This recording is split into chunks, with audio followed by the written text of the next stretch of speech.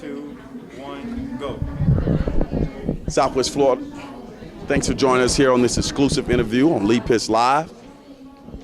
There has been a lot going on at Florida Gulf Coast University as it relates to a racial slur that was on a board in a classroom that says, hang those N-words.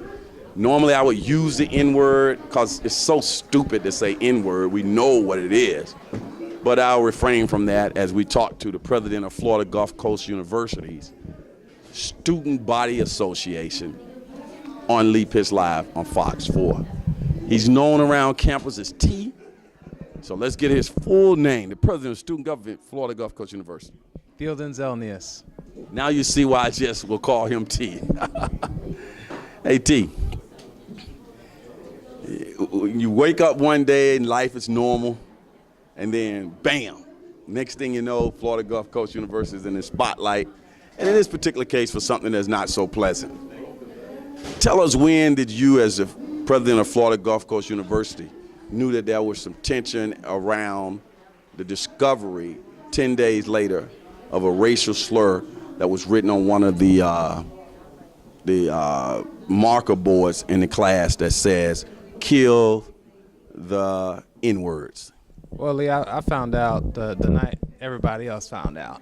That same night is when I found out, and that was the night, that was the moment, I would say, that struck everything, and everything ignited from there. Okay, so you're moving around, president of the student government, doing the basic work that a student government president does, never knowing that you're going to be launched into you see other colleges having these riots and uproars. And next thing you know, Florida Gulf Coast University students decided to riot and to bring some demands to the administration. One of the things I noticed in those pictures and video that I've seen, it's a culturally diverse group of students out there. It wasn't just black students. Oh yeah, absolutely. I think this was something that impacted the entire campus community in some way, in some fashion. So a lot of students came together, a lot of faculty and staff supported them, and it was one of those things where everybody came together to really stand against the actions that were taken because of this. What was the primary gist of the riot? What were you guys really moving upon? My understanding is one of the reasons was your safety. Yeah, absolutely. I think this happened.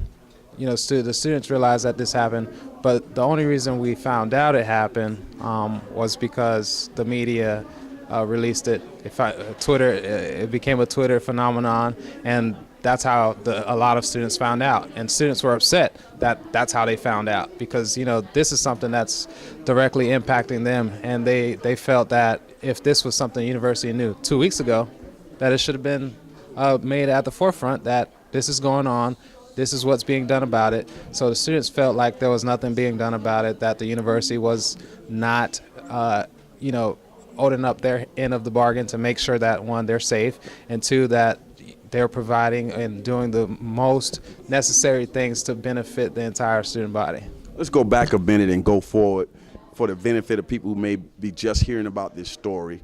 Tell us, do we know who wrote it? How was it discovered? The basic foundation of the whole process.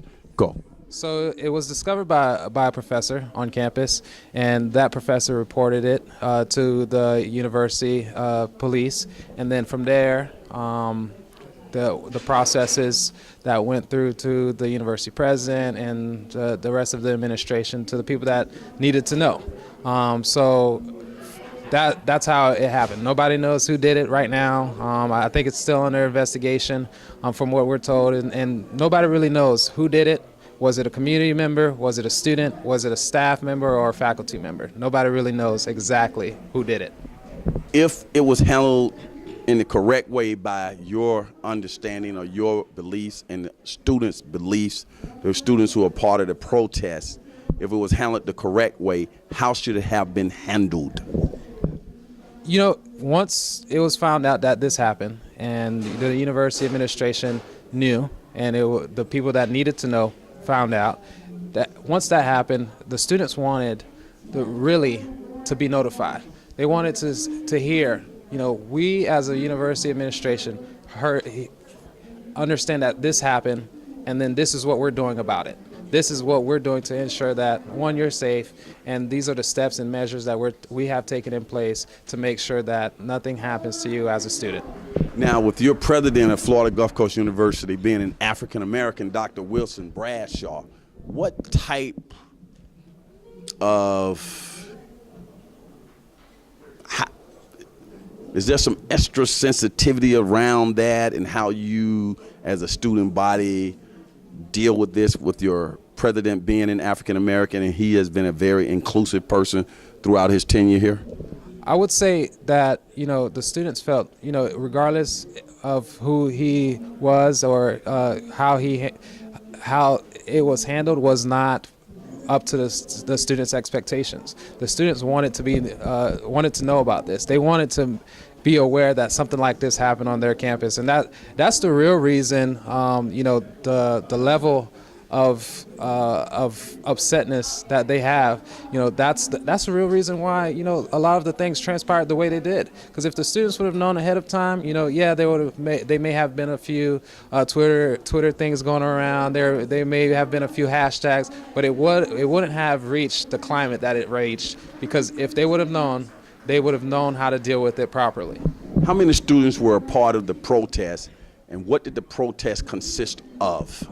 So there were about 250 to 300 students there at the protest. So it started on campus, one of the main areas on campus, which is the bus loop, which every student, no matter who you are, you pass by the bus loop to go to class. So that's where it started. And then the president came out, had an interaction with the students. The students, he got a chance to feel exactly how the students were feeling at that time, and I came out with him. Prior to that, we were at a Board of Trustees meeting with the Board of Governors. So the interesting thing that transpired from the protest and everything that was going on was that the students marched up to that meeting.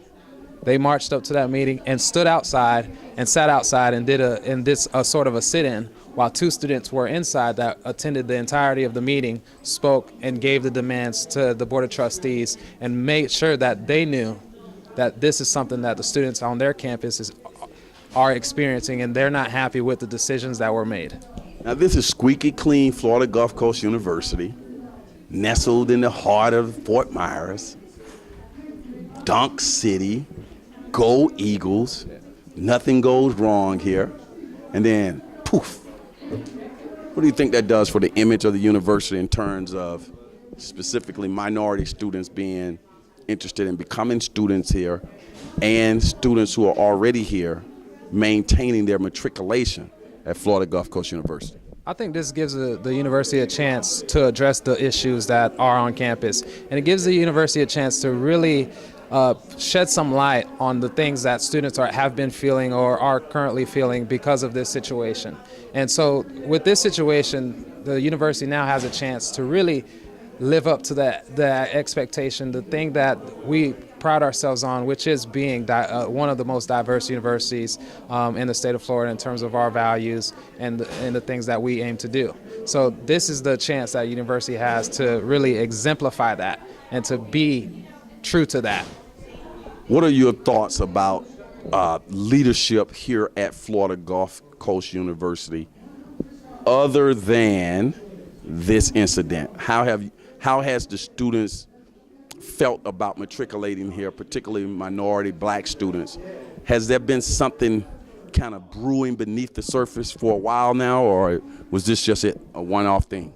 I would say that different groups of students have different interactions, and those things have accumulated with this to make this such a great thing.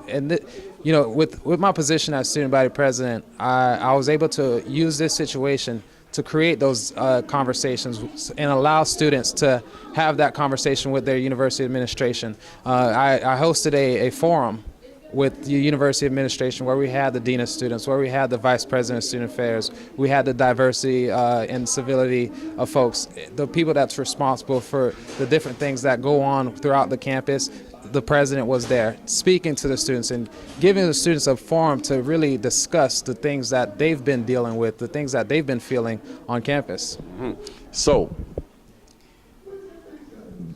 that was a short answer to the question that it hasn't been as squeaky clean, as perfect. There have been some racial tensions underlying. Students have been uncomfortable in some type of way. Can you tell us a few things that came out that students felt about their matriculation here? Well, I think the big thing is that students felt that the way certain things were dealt with, that the